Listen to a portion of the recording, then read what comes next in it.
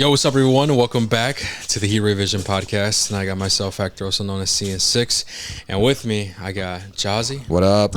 And no Hav. Once again, bitch. He's just chilling in the room. Hav, say what's up.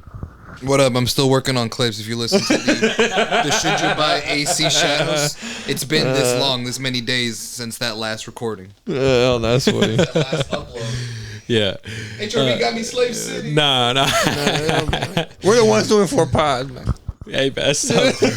So yeah, he's here, but he's working on some clips, and he's not going to be a part of this because obviously he did not play this game, and he don't have a PC, and he doesn't have a PC. Not yet. Yeah. And that game that we are going to be reviewing is called Mother Hub.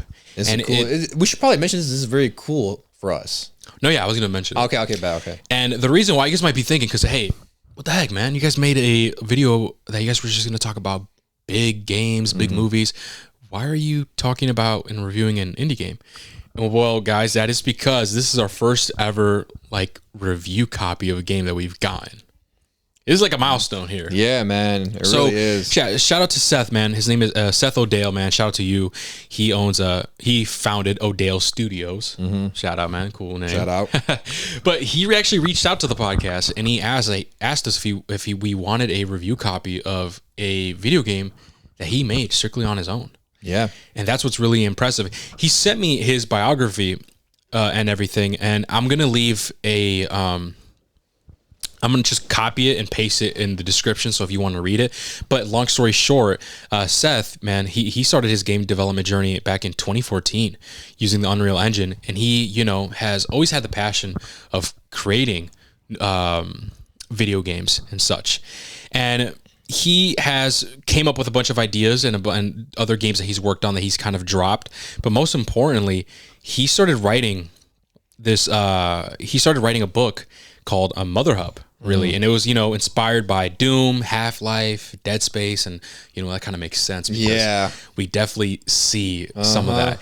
And yeah, it's a FPS horror game. And another fun fact as well is that because he struggled a lot with actually putting out a full game, which if you read his biography, you'll see, he actually wanted to, I guess, have that satisfaction of finally, you know what, man, I'm tired of working on something and then dropping it. I actually want to put something out.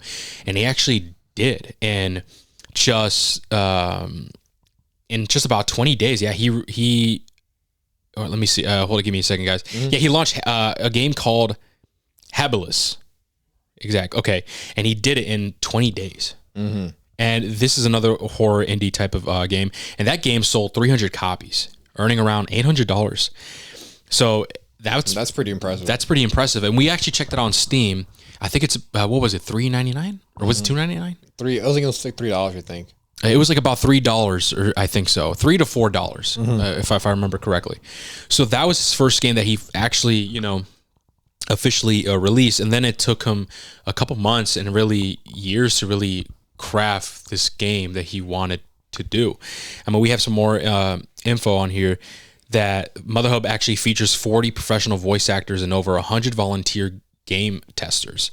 So that's actually pretty damn insane. And that this game will release, is a scheduled release with a beta, I should say, April 22nd, 2025. And I'm assuming, I guess, the full game will come out, I think, the next day, because I think I went on Steam and it said Mother Hub, I think the 23rd. So at the time of recording this, it's April 5th. So by the time you guys are listening to this, it would probably be on the 22nd or the 23rd when the embargo lifts. Yeah. But yeah, this is really cool. Really cool, man. This is like a milestone for us, our first ever review copy of a video game, of an indie game. And shout out to you, Seth, man, if you are listening to this. I'll also leave a link to his YouTube channel, because before I actually accepted this review copy, I wanted to see if he was legit. I'm like, who the heck is this guy, man? Let me, what if he's like a scammer or something? Yeah. So I actually found his Twitter. And I found his YouTube channel, and he has a very detailed YouTube channel as to his journey of his game development, right? And this game in particular, and what his goals are and shit. So I'm definitely gonna leave a link in the description, guys. So go check him out. really. So yeah, Mother Hub, man. So Mario and I, we played it. It's a relatively, It's a short game. it's a pretty short game. Yeah, 2 about hours. 2 hours. You know, give or take. I think. Well, at least my playthrough, it was about 2 hours and 2 hours and maybe like 15 minutes or something. And I actually spent a lot of time listening to the audio logs and really trying to understand the lore and everything like that. And then for you, I think, didn't you say yours was like about 3 hours? 4 like hours? 3.5, 3.6 Something like hours. that. Because I really just spent time just exploring the worlds. Because if there's one thing, we'll dive into it once we get to that section, was the world was very impressive for me. Yeah. But that's really why, because I was really just appreciating that. Yeah. So, okay, once again, thank you so much, Seth. Thank you so much. But as always, guys, just because we got a review copy, you know, our goal has always been to be honest and give an actual thoughtful review. And that's what we are. And that's what we're going to be doing. We're going to be honest. Yeah, we're gonna be definitely honest and actually give some criticism here. But once again, I'll leave his biography if you guys are interested in the description below. Same thing with this channel, and yeah, go check him out. He's very talented. He's very passionate from the videos that I saw on his YouTube. But yeah, once again, thank you so much. And actually, let's get into it, man. Mother Hub. Yeah, so the premise of this game basically is that you play as Thea, is this girl Protagonist, yeah. the main protagonist who you basically just wake up in what we call the Mother Hub, right? Yeah. And when she wakes up, you kind of find out that there is this sickness that has been going around for quite a while now. And you're sent to these lower levels within this like Mother Hub or vault, whatever you want to call it. And you have to go on this journey to basically find the cure, right? So as you go across the game, you find out certain things. We should say it's going to be a non-spoiler into the story. So you guys are interested, or are we going spoilers? I say non-spoiler, man. I think Okay. non-spoiler. That way, you know, people can actually Find out for themselves. and, you know, put things together. Yeah. Okay, so basically you go along the story and you basically, well, how it unfolds is how it unfolds, right? I can't really dive deeper than that, right? But that's basically the premise of this game. It's a callback to a genre of video games that I think has been somewhat abandoned in today's gaming and world, and that is an FPS horror shooter. Yeah. Which, when I say that, I think of games like Fear. Oh yeah. Especially Fear 1. Because I most recently have played Fear 1, I think a year ago, when I started my whole retro playthrough shit on my channel. And that game came out, do you know what year that game came out? Fear? The first Fear? First Fear, Dude. like what, 2005, 4? Something like that. I could look it So up real that quick. game came out, who knows when, right? A long ass time ago. But one thing that game does extremely well, and it holds up to this fucking day, 2025 this year, is that it does the horror aspect of that game. 2005. 2005, right? October 18th, 2005. The horror aspect of that game in an FPS shooter, in an FPS, I should say, is done extremely well. And I think that's what Mother Hub does also really well. Is it does the horror aspect, that callback to that genre really well. And that's what really, I guess, surprised me. Because he gave us a background on it, but to me, it was like, all right, let's see if he nails it. And I think he does nail it. Yeah, and it's really cool because he says that he was inspired by Doom, Half-Life, and Dead Space. And you see all that. I see the Half-Life a lot. Half-Life, I even see the Doom. Yeah. With the guns, first person. And even Dead Space, man, with lore-wise. Lore-wise, yeah, you are right. Lore-wise and like the type of enemies that we kind of face here. I think it takes the gameplay, right, you know? It takes the gameplay aspect of Half-Life a lot. Okay, I feel like, personally. Yeah. But that's basically the premise of the games, guys. The premise of the game. Mother Hub. And for Mother Hub, now we're going to head into the visuals, and I think this is where the game stands out the most. Yeah. For this dude, Seth, to make the world or make the game how it is, the environment spooky. When I booted up this game, I would say the introduction to this game, the first 20 minutes, it's not hour because obviously it's only 2 hours. I would say like the first 10 to 15 minutes, I think it's done very well, especially when you are first introduced to the character. There's like that guard and that old lady. Yeah. That I was not expecting that. What happened down there? What happened in that moment to happen? Right. So I think that was cool. And once you get past and once you get into the lower levels, the environments are really cool, especially when you get to the one level where you're like outside. Yeah. And it's like a foresty type of thing. It's not really forest, but you know what I mean? Yeah. That was my favorite part of the game. That reminded me of, and maybe you haven't played, but Seth, man, if you are listening, maybe this, you might say, oh yeah, maybe I got that from. It reminded me of Halo Combat Evolved. I think what you're talking about. the very first flood mission. I know what you're talking about. Yeah. Where like you're in this that's like a perfect foresty comparison. area where it's like rainy and stuff. It reminded me of that, and it looked That's really a perfect comparison. Yeah, and it looked really Yeah. cool. And if anything, I want to say that part of the game was probably my favorite part. Also? like, visually, I was Yeah. like, "Yo, this Visually, yeah. looks amazing." But everything else was on par. Yeah. everything else looked great, and I'm like, "Wow, you know what? Like this game, like this looks good, man. It looks good." And And it's just more impressive when you know that only one person did it all. yeah, absolutely, man. That's what makes it what's more really impressive that's for me. really impressive. So the visuals I think are cool. The designs of the enemies, I would say, are very unique. I wouldn't say like, oh, I've seen this before. I know where he's pulling this from. Or like, that looks basic. Or, oh, that doesn't look scary. All of them are scary. Especially, I will say one, just to give a spoiler, there's just one enemy where it's basically, it's the bottom part of it, it's a human body. But then it breaks off. Like once you get to like the stomach area, it like breaks off into like a skeleton that looks kind of like a scorpion's tail. You know what I'm talking about? Yeah. That enemy, I really like the uniqueness of it. That one, and then probably I don't know how to describe the one that scared me the most was the one where it looks like that Halo mission, the small people.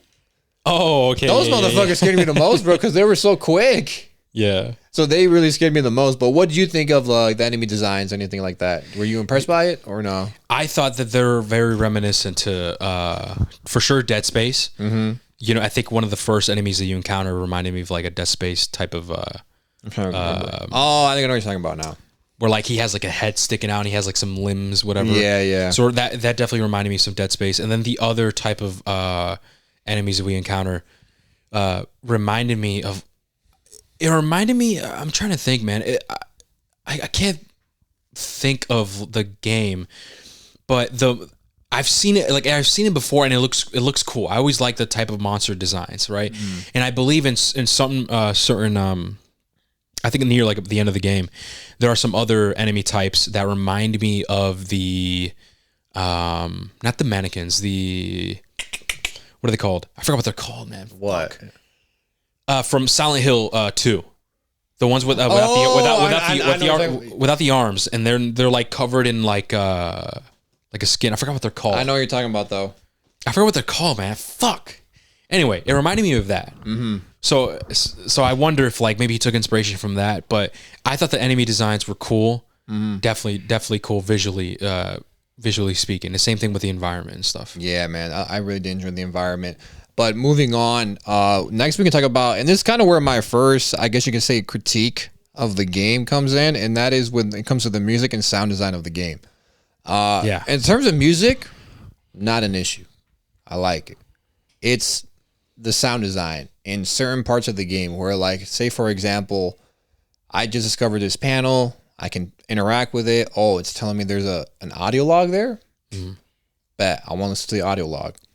The issue is when I want to listen to that audio log, for me at least, because I'm hearing the audio of the world, and the audio of the audio log itself at the same time, the world audio would overpower the volume of the audio log where I could barely fucking hear it. Yeah. And so it was hard for me to listen to these audio logs throughout the game because I couldn't hear it. Yeah. And so that's one thing I think that I have to critique the game on is the sound. I don't know what you call it, the design, the volumes of the sound design. the volume. It's just it wasn't Sound mixing. There you go, sound mixing. It wasn't the best. Yeah. I think that's something that maybe, I don't know if he could patch it by the time it comes out or something like that, but he needs to fix that because it's really annoying. If I'm being honest, it's just annoying, dude. I'm trying to listen. I'm like, bro, what the fuck do I do? I can't lower it. It's not gonna help. Like, I can't lower my own volume. It's not gonna help. Yeah. Like, you need to find a way. Like, he needs to go into the game and actually just lower the world volume while you're listening to an audio log. No, I know. I definitely agree. Like when you actually do encounter certain characters, like the very beginning of the game, you encounter these two characters. Sometimes, because the game does not have subtitles, I guess that's like a little minor critique. I wish it has, some subtitles, because that's just me personally. I prefer it, but it would have helped in this situation because sometimes like what Mario said is the overall world audio is a bit loud and it's overpowering the voices of the characters, and you can't necessarily hear what's being said. And I guess this also plays into the voice logs. Okay. And this kind of trickles down into the gameplay mechanics a little bit, because in the game you have this journal, and throughout the game you are picking up voice logs, essentially other people recording, leaving voice memos type of thing. And this is the bread and butter, in my opinion, of understanding what happened and what the lore is about. Yeah. I did my playthrough and I listened to almost all of them, bro. I'm not gonna lie. And that is how I learned a lot about the story, the lore. I think it's definitely essential to really listen to them. And the reason why I bring up the audio design is because sometimes some of the audio logs, and I wonder how he was able to do this, because he said about 40 professional voice actors were in the game. Yeah. I wonder how he was able to do this, because some audio logs of a specific person talking would sound leveled, and then another audio log would sound extremely loud, and then another audio log would sound extremely low. It got to the point, bro, where even in the gameplay, whenever you're shooting a gun or whenever we're like dealing with a boss fight, it would be extremely like loud, and it wouldn't fit, to the point where when I was doing my playthrough, I had to adjust my audio. Like I was looking at my, because I was using OBS to record. I had to adjust my audio like quite a bit, because sometimes it was extremely loud, sometimes it was extremely quiet. So I think the main big issue, man, I had was the audio mixing in the game. And I guess since we're on the audio logs, another criticism that I might have, or that I do have, is that the voice acting, I would say, is a mixed bag, in my opinion. There are some audio logs that in my playthrough I say, oh, that's my favorite one, because it sounds great. It sounds like I believe it. You could actually hear the distress in certain people. Like some of these people actually acted their ass off, man. Yeah. I don't know if you listen to all of them, Mario, but there's some where they're legit screaming, bro. And it's like, dude, this is actually pretty damn cool. Yeah. And it sounds like kind of real. And especially the way like they would say a certain word or certain phrase, it sounds like real life, like one of us would say. It doesn't seem like scripted, right? And that was cool. I like that. Then there were some other audio logs where you could tell that the acting was not up to par. You could tell that the audio mixing, or maybe the mic that they were using, which was not well done. And that is why I say that the audio logs is a bit of a mixed bag. Either, you put all of them in a big bag, you put your hand in it, either you're going to pick a good one, or you're going to pick a kind of a mediocre one that's not that great, in my opinion. So that's that. But overall, I do like the audio log idea. And to be honest, this may be like a personal type of thing. A recent game that we actually played that we liked was Atom Fall, where we actually have to read notes and shit. Yeah. And I told you this, Mario, that when it comes to video games and exploring, I love like reading notes and like putting the pieces together. So this game, the fact that it had a lot of audio logs, and I'm out here listening to them instead of reading them, because let's be honest, in Atom Fall, you will have to read them. You have to read them, and some games, that's majority of the time, that's what you have to do. Here, Seth went like beyond and made sure the audio logs were audio logs and people were acting and voicing out. That way, not only are you just reading it, but it could kind of get you feel. You can feel the emotion. Yeah, you can feel the emotion. It gets you kind of immersed into the story. So I really do appreciate the extra effort, especially for someone that appreciates lore building and notes that you could find, some audio logs and shit like that. So I really do appreciate it, and I do like the idea of the audio logs and stuff. So that's what and I guess let's talk about, since we're still in the sound and music design, let's talk about the music and soundtrack, because I think that's probably one of my favorite parts of the game, is that there are moments where the music is playing and it's like, dude, this is actually fucking creepy, really fucking cool. No, and then there's some moments where it's like, whoa, that feels sci-fi-ish, and it feels super cool, especially at the end of the game where you get the reveal. The music in the background that's playing, I'm like, dude, this is fucking badass. And I said it in my playthrough, I'm like, yo, I'm fucking with this soundtrack. This is a soundtrack that like you would actually see or hear in an actual big game. Yeah, at least that's what I think. I really enjoyed. No, I can see that. I really enjoyed the music in here and the soundtrack. No, I feel you on that, man. Because whenever I should say music, you should only add to the emotion that you're feeling when you're playing a video game. Same with like a TV show and a movie, right? If the story is hitting and the voice acting is hitting, the music just adds to it. Yeah. Because you can have good music, but if the story sucks, if the voice acting is not good, the music is not gonna do anything, right? And obviously for this game, it's an indie game, right? So you're not gonna have these like fucking Nolan North motherfuckers in this game, right? But especially there at the ending, I remember it too, where it's like, oh shit, like why do I feel like I'm actually like I'm here? Like what the fuck? So I do appreciate the music because it does add to the horror, the scariness of it, the creepiness of it. I do appreciate that. But for me, that was all I really had to say in terms of audio and sound design. Do you have anything more else to say or no? In terms of the music and sound design, no, man. I think we can move on. All right, so moving on to the gameplay and mechanics of this game. It is very simple. I'm going to be completely honest with you. It's not very complex, but given that it's a 2-hour game, I'm not expecting it to be complex, if I'm being fair. You basically, as you progress each level, you come across different weapons, different variety types of weapons. Ammo boxes. There are health packs. Health packs. There's little secret areas that if you choose to explore, which is why I explored a lot, which is why I have like 3.8 hours. Yeah. So you might find secret areas within these levels, right? There are the boss fights. There's one boss fight where I was really annoyed with, and I think it's the first one. I don't know what I was about to say it. Yeah, you know. The first one. And it was annoying because I could not, for the life of me. Here's the thing. I kind of want to do this. I kind of want to put the boss fights in its own category. Let's talk. Is that okay? That's fine. Cool? Yeah. I was going to say, let's talk about more about the guns. All right, the guns. The type of guns that we have, the type of weapons, and how it feels to shoot them. So I can say what type of guns we get.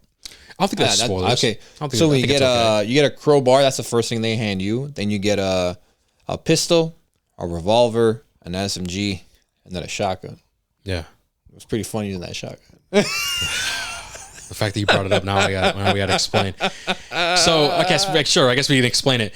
But so those are the guns that we get. They're quite simple, pretty cool. Yeah. And I actually only managed to. The only weapon that I wasn't able to use was a shotgun.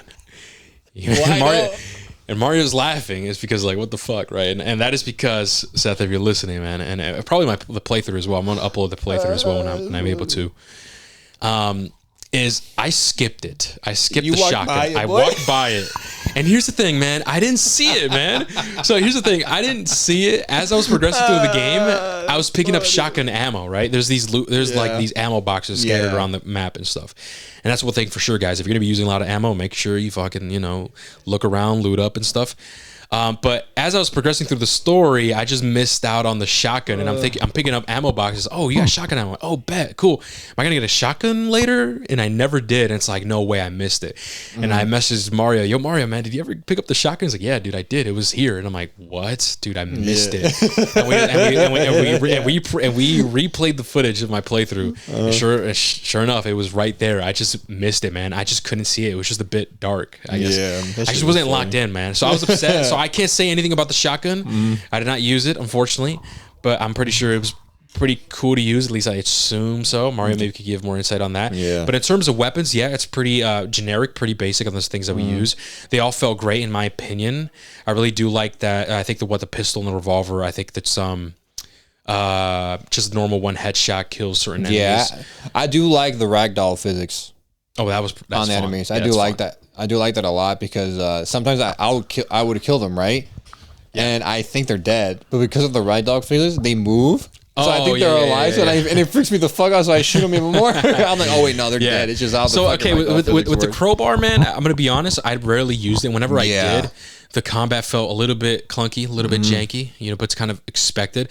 In my opinion, I think in terms of the gameplay loop, I think the most satisfying thing are the weapons. I think my favorite, because I may even use the shotgun, but my favorite might have been the SMG. I think the SMG sounded amazing. Like, it sounded good. It felt good to shoot. It felt good when you would kill the enemies and such. In terms of the revolver and pistol, man, I'm kind of indifferent because I would think, okay, maybe certain guns are good for a specific thing.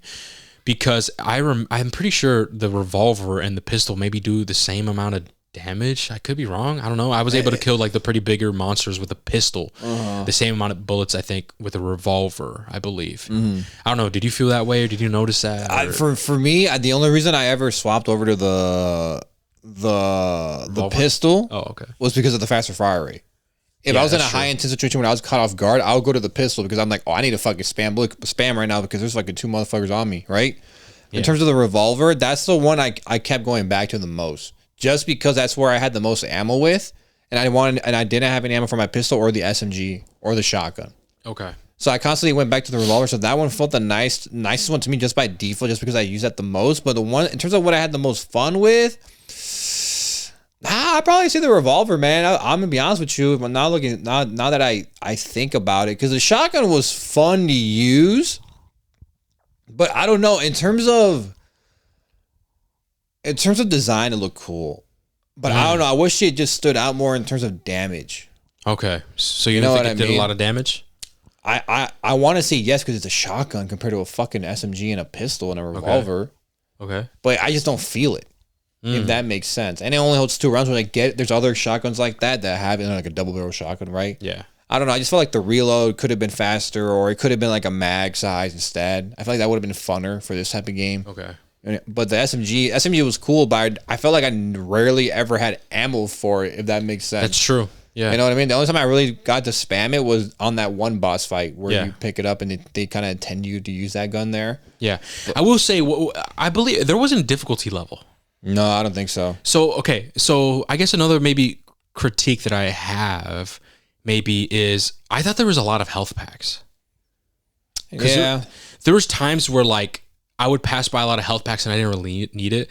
I'm not, maybe a light flex. I don't know. Maybe I'm just good at the game. Maybe I'm just good at the game or whatever. But I think that maybe it should have been a little bit more difficult. Maybe less health packs. Maybe so you could actually feel more scared of encountering an enemy or whatever. I know. Because I didn't really feel that when I was going through. That's true. I was freaked out, but then I'm like, oh, I don't care if I take damage. I'm going to get a health pack. And because in this game, the way you regen health is by getting health back. You don't regen health at all. There's no regenning at all. Once you take a hit, the only way you heal up is buy a health pack. Exactly. So I feel like if you could have made it more scarce, it adds to the anxiety you feel because like, oh fuck, I can only take like 3 more hits max before I fucking die. And then in terms of ammo, what do you think about the ammo? Do you think that was? You think it was balanced, or do you think it was too much? I think there was a little bit too much. Just really? Because ammo? I always had a lot of revolver ammo, dude. Dude, I had. In terms of other guns, that's where I was until the shotgun, because near the end of the game, I felt like they were just force feeding me shotgun ammo. But I felt like I rarely had pistol ammo and SMG ammo, but a shit ton of shotgun and revolver. You know what? I think I could feel that too, man. I think that you would get a lot more revolver ammo compared to pistol and SMG. Yeah, I think so. I think I agree with that. It makes you wonder then, maybe the revolver is at the main gun. Maybe you would think the pistol would be like the main starter weapon. Yeah. You know what I mean? But yeah, okay. So you're saying, do you think that the ammo boxes and just maybe ammo, not scarcity, but like everything being divided should be more balanced? Yeah, it had to be broke. I feel like this game definitely was favoring the revolver and shotgun. Yeah. Okay. Because once you got the shotgun, bro, I feel like I had a shit ton of shotgun. Do you think that we needed more weapons, or do you think the weapons that we got was enough? I think it's fine. I think for what it is and like the time length, I think it's enough. It's enough. It's enough to have some fun. Would I like more? Yeah, but I feel like the game needed to be longer. That's true. If you were to add more weapons. Absolutely. Yeah, that's true. And then I think maybe a little bit more balance with the health packs, maybe make it a little bit more difficult, man. Because there was a part of the game where you are being attacked by like multiple enemies. Yeah. And I'm gonna be real, I just stood in one spot and I one-shotted all of them. You know what I mean? You'll see it in the playthrough. I don't want to spoil it, but I just thought it was a bit too easy. And speaking of kind of easy, at least one boss fight for me. Now let's dive into the boss fights. Okay, so let's talk about, I guess, the first boss fight. Not with spoilers, but I guess maybe our frustrations or... The reason why I was frustrated with that one was because... That was the only time I ever died a lot, bro. That was same here. I died maybe like 3 times. I died 4 to 5 times with that one, just because I couldn't figure out what I was taking damage from. Obviously, it was that visible green shit was flying around. I knew not to go in that. What confused me is even when I wasn't standing in that, I was still taking damage when I was moving around in that area. I thought so. And I'm like, bro, what is it? Is it affecting the water? Like, what's going on? Like, why am I taking damage? I'm not getting hit by it. And that's what caused me to die. And the only reason I was able to move past it was just because, bro, I legit spammed everything I had so quickly, and I quickly picked up all the health kits immediately. Like, as soon as I took a little bit of damage, I ran to one, picked it up, spammed that motherfucker, went to the other one, picked that one up, and spammed him again, and I killed him. I just did it really quick, and I was like, finally, bro. Like, that first one is really frustrating. Yeah, that one took me a while too. That one's frustrating. It took me a while to like figure out, okay, where am I not supposed to stand? What's actually hurting me? So yeah, that one did take me a while. That one was just frustrating. I think it just needs to be more obvious, or maybe I don't know if that's a bug, it's a thing, man. It's just confusing. And then the one after that, that was the one where you blew by, right? Not blew by, but like you finished it really quickly. That one, I'm gonna be honest. So the second boss fight, I'm gonna be honest with you, was, if you'll see my playthrough, man, I thought it was easy, man. I'm not gonna lie, I was just running in circles. I was running in circles just shooting him. Like, I'm gonna be real, I don't think he hit me once. Oh, that's and I thought that's where I'm thinking, like, oh, there should maybe a difficulty setting, maybe, or maybe have the boss fight have like certain abilities that you have to look out for. You know what I mean? Or maybe have a moment where he can't take any damage and you have to run away from him. So, oh fuck. Or I don't know, maybe have him, like I said, maybe more abilities or something that makes it more difficult. Because I'm gonna be real, I was just running in circles and I eventually just killed him. I know what you mean, because that's kind of how it was outside of the first one. That's kind of how it is for the rest of them. Yeah, you kind of just run around in circles. Yeah, and pretty much, and they just chase you down. And like none of them have a distinct like ability.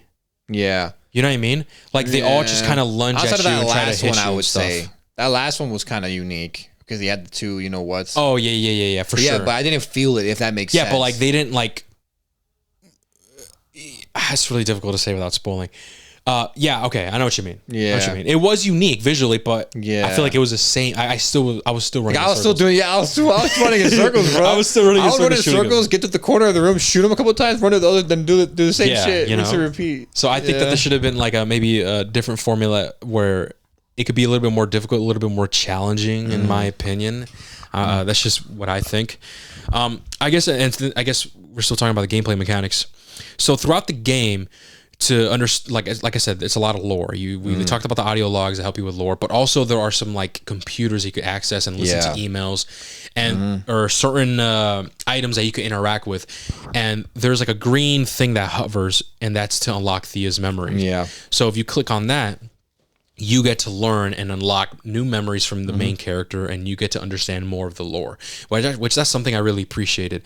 Also, another thing I really do appreciate in the game is the ability to choose what you want to do. Like if you interact with something, it'll have options like, inspect body. Oh, just I'm done here. I'm gonna leave this body, or hey, turn this body over. You have different options to choose from, and whatever option you choose, you get like a prompt that you read out.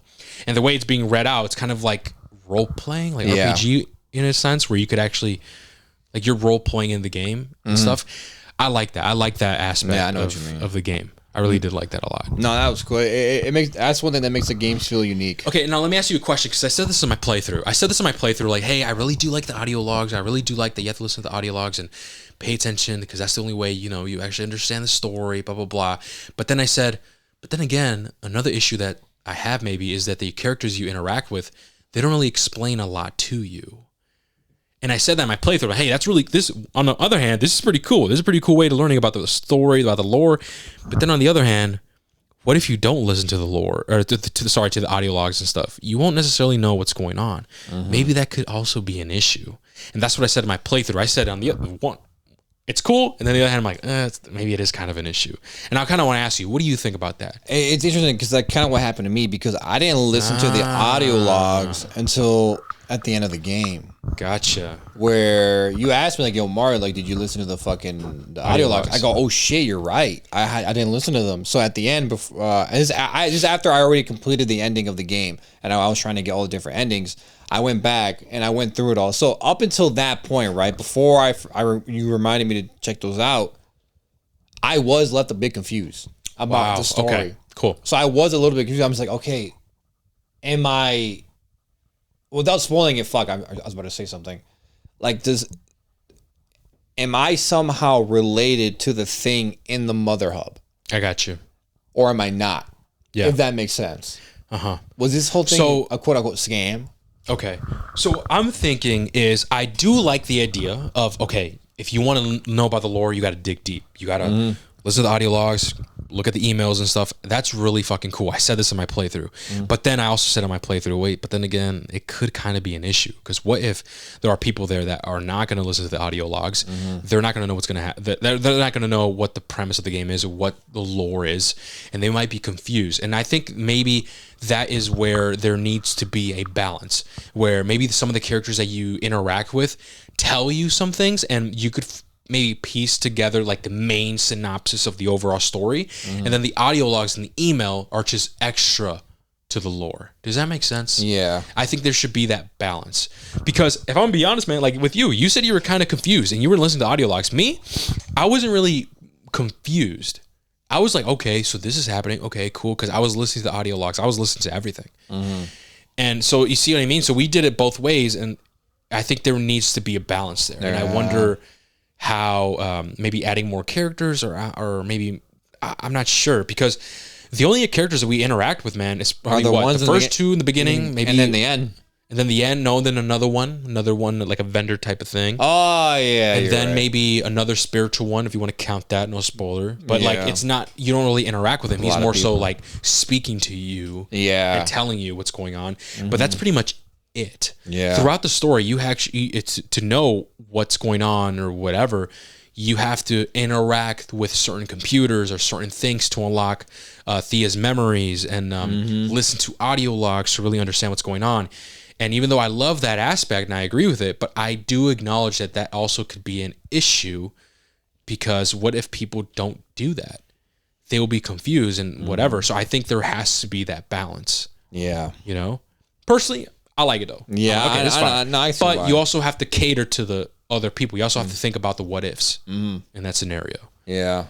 So anyway, going back to the different options you could choose, the whole RPG role-playing type of thing. I like that idea. I like the audio logs. I especially like the sound that plays when you open up your journal, and it's like this ambiance type of, not like creepy type of sound. I don't know. It's I don't know what it is. I really did enjoy that. Yeah. What else are we hear of? And the next thing we have is story and the writing. Yeah. Okay. I mean, without getting into spoilers, I mean, I can say that the story, I was intrigued. I will say it's difficult. I can't say, oh my God, it was extraordinary, because we know that he took inspiration for some things. So some of the stuff that was happening and some of the things that,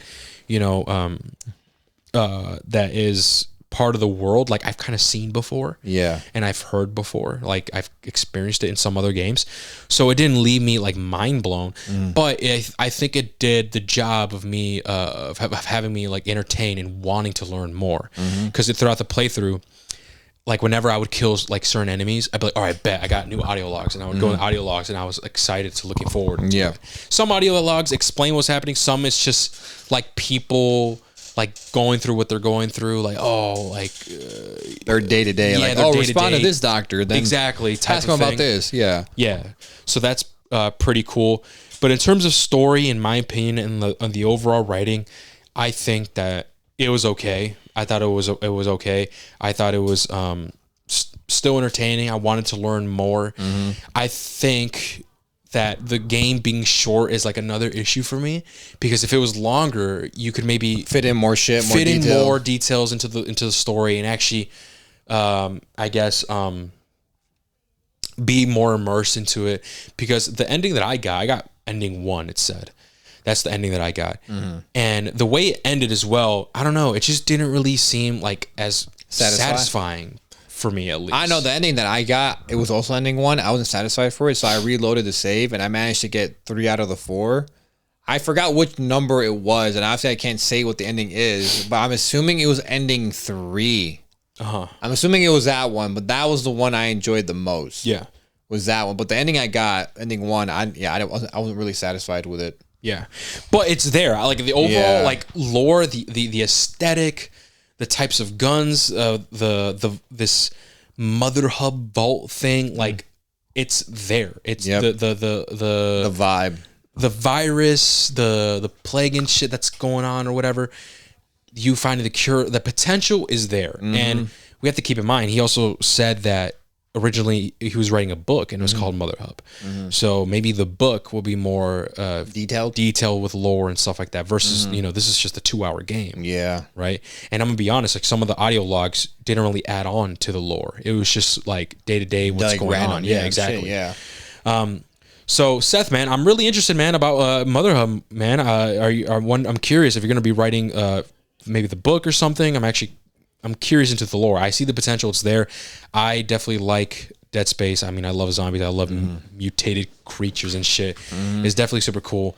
The story is there. I see the potential. But from what we got in this 2 hours, I thought it was okay. Yeah, I think when we needed more. Yeah, just it's hard to fit all that in 2 hours. Like you hook us with the story, but it's kind of like, damn. Like I feel like there's more to be said here. Yeah, and it's just like the runtime, like the 2 hour mark. It's just a bit too short, But if it's a book and if he actually does the book with more details, hey, fuck yeah, let's see what you got, you know. But even though I was interested in the story and like putting the pieces together, that was really fucking fun. Once we got to the conclusion, I don't know. It just felt like, that was it. That was the big thing. Yeah, it's like that was it. It's like I think I needed more, man. I think I need to see. I wanted to see the ending. Yeah, that's how I best describe it. I wanted to see the final conclusion. I didn't, because the way it ends, guys, like you make your choice, right? You're left with a choice, and you make it, and it's just like it's 4 different, I guess, loading screens, but with they have like text below that you read. He's reading out, and you basically reads out what happens with your option, right? It doesn't really show what's happening. I would love to actually see that, if that makes sense. I'm like, yo, can I see it? That way, it's a little bit more satisfying for me. Yeah. But I mean, I understand it because you got to. It's hard to ask these things knowing that only one person made it. Yeah, absolutely. So it's kind of like absolutely. Like I'm asking this, but it's like fuck. It's only one person, so it's even fair of me to ask. But it's kind of like if I'm reviewing it, man, I got to be honest. Like this is what. No, and that's part of our thing too, man. We like when we started the podcast and like our goal, at least my goal is to be like and actually a reviewer that's to be taken seriously. I've always said, and we've always said, hey, we're gonna be completely honest, man. Even if we're sponsored or we're given free stuff, we're going to be completely honest with our thoughts and review. And this is us being honest. But either way, it's still impressive, like for what it is. And when we looked at his horror game that he was selling, Habilis, I think, we saw it was like $3 or something. So that's another thing as well. At the time of recording, guys, I should have asked. This is my mistake. I have no idea how much Mother Hub is going to be. How much it's going to cost. I'm going to be real. And honestly, that price point is really a kind of like deciding factor. Into our scores. Exactly. So if this game was, I guess, the same price as Habilis, $3.90, like $3 or $4 or even $5, I'm going to say like $5 or whatever. I think that this game is solid enough and it's entertaining and it takes those inspirations, Half-Life, Dead Space, Doom. It takes those things and it's solid. Some of the voice acting it could be a mixed bag, but some of it's like, it's pretty fucking cool and creepy. And the overall, everything that we just talked about, I do think it's worth the $5 or even if it's $3 or whatever, And, but if it's something, and you could, especially because it's 2 hours, man, but if this is like a $20 game, I don't think it's justified. I know, right? I don't think it's justified $20 just because of how short the game is. But with that being said, I think that's everything, man, that we could really talk about Mother Hub. And do you want to get into our ratings? Yeah, okay. So in terms of my rating, obviously I think where this game shines is the environment and the visuals. Knowing that one person did it and was able to execute it at this level and actually capture the tone that this game needed to be at in order to be a horror FPS. Yeah. I think he killed it. He knocked it out of the park. He 100% gets it. You see the inspirations that he took from in this game. Yeah. Story-wise, I think it's interesting, but I needed more. Gameplay, it's very simple. It really is. I'm not going to say it's complex. I'm not going to say it's boring. Completely, simple. It's just simple. You point and shoot. There's jump scares that keep you scary. The environments obviously help with that. In terms of the ending, I like the ending that I ended with 3, if it's the right one, if I remember. I have no idea how to get the second ending. I never got ending 2. I don't know how to get it. But with taking everything, all of this together, what would I give it out of 10? Remember that I have to be brutally honest with myself, and I'm not comparing this. I want to say this also. I'm not comparing this to like a AAA fucking studio. No, I'm not comparing this to a Naughty Dog. I'm not comparing this to a Respawn, a Sucker Punch, a Rockstar, a Rocksteady. I'm not comparing it to that. I'm rating for what the fuck I played, knowing the facts. All right. Yeah. That is what the score I'm giving it, and for what I played, I think I would probably have to give this game and it may not be what you want to hear. I probably have to give this game a 5. Yeah. I think it's very average. It's a mediocre game where I think there are good things. Yeah. And in terms of the bad things, like I said, it was that sound design, it being really annoying to have to like listen closely. Some of the boss fights where, especially that first one where I was like, hey man, I just died 4 to 5 times very annoyingly, and I don't even know how. You know what, man? It could be a skill issue. It could be. You died to it too, motherfucker. That's what I'm saying. Yeah. Oh, it could be. Right, maybe we just aren't there. Maybe, right? You know? What's it called? But like, I don't know. It's things like that really bumped down the score for me. And also, I didn't really find myself being wowed by anything in particular. Like I said, I was very impressed by the visuals, but I wasn't wowed by it. Yeah. There is promise here, is what I will say. I don't want to say this game's like not playable. It's a terrible trash game, but I don't want to glaze it for something that it's not is. Yeah. That's part of me as being a reviewer. I got to be honest with you guys. All right. And I'm not going to lie to you just because we got a free preview copy. Even if it's our first one, I have to keep it $1.50. Yeah. Straight up. And I hope, Seth, you respect that. Yeah. I'm not saying what you did is not impressive. Creating a game, let alone no matter how good or bad, is fucking impressive. What you did, I could never do. Yeah. All right? You know that right now. I can never do it. Yeah. All right? So just let that be known, right? Just because he did it by himself. What? Oh. It's a 10 in the initial. Here. Yeah. We can't hear you. No, I was saying for you guys to say it. Yeah. But I guess you can't. I guess you couldn't hear me. I said that this game should be rated a 10 out of 10 purely out of the what's the word? The passion and the innovation for wanting to make a game by yourself. Yeah, no, yeah. You know, that should be a 10 for that in its own right. Yeah. Much props to the creator of the game for going out of his way to create something he's very passionate about.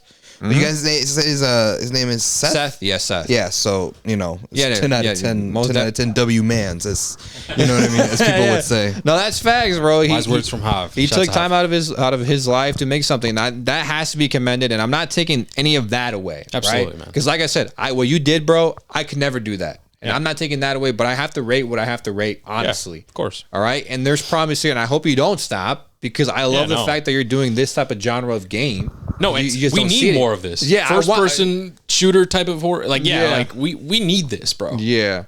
So please keep doing this. Yeah. And actually, I actually like to read like fictional books and stuff like that. If you could actually write Mother Hub into an actual novel or something or whatever, do that too. Like, fuck it, man. There's potential here, bro. There's potential. It's interesting, bro. Definitely. But that is ultimately my rating of the game. I mean, honestly, man, you said everything that I agree with, Mario. I can't really add anything on. I definitely agree with everything you said. So yeah, same thing. I'm gonna give this a 5. And keep in mind, like, it's not a bad game. We're just rating it for what it is. It is 2 hours. You know what I mean? Mm-hmm. It is 2 hours, and obviously the price point. We don't know what the price is, you know. But I'm assuming it's probably gonna be like $5 or less, or maybe even if we're pushing it to even $6, $7, even if we're pushing it up to there, I still think that it's a 5. I still think, you know, it's an average, cool, sci-fi horror shooter. Yeah. Like, it's and there were parts. I mean, you see my playthrough. Once I have it up, if I have it up, I'm not entirely sure. I'm pretty sure I will. That there was moments where I actually was genuinely scared. Like, I actually screamed. I was like, "Oh fuck!" No, there's moments for you know me what I mean? too, So that's what I definitely do like. And Seth, man, once again, I really we all appreciate you giving us this cool first experience, first opportunity to actually get a review copy. And I hope that you take this as like positive feedback and things you can work on, because there is potential here, man. There is absolutely potential. But yeah, I think that's it. That's it our Mother Hub review. Thank you guys so much for listening, and we'll catch you guys in the next one. Take care, guys. Peace.